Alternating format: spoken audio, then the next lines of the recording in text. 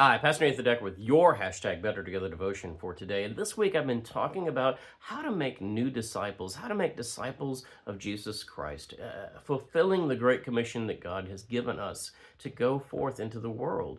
And what this requires more than anything, as I began the week talking about vinyl records, is a culture change. We no longer can be a church that opens our doors and says, "Okay, y'all, come on in. We're a friendly group of people. Won't you hang out with us?" We have to instead culturally change and go out into the community and make disciples. Somewhere along the way, I think we got lazy in our discipleship. We got lazy because the culture helped us and had an expectation that people would go to church. Think 1950s.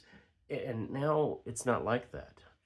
Now we need to truly be a discipleship making people, a disciple focused people. And a part of that culture change too is shifting our awareness and our priority away from the inside and more to the outside. As a pastor, I'll be honest with you, I try to spend about 30% of my time, if not more, with non church people. This actually sometimes irritates church people. It does, because they seem to think that the pastor's job is to tend to the flock, being pastoral, isn't it? Isn't that tending to the sheep? Well, yeah, that's a part of my job.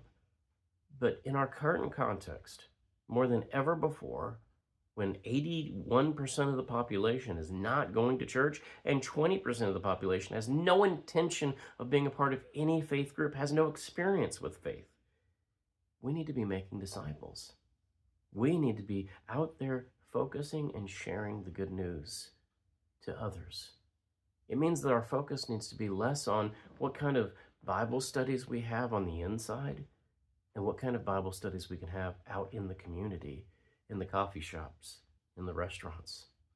It means we need to take our ministries that have so often been about bringing people to a building or to a campus and shift those to being about building and creating community outside in the community. That needs to be our focus.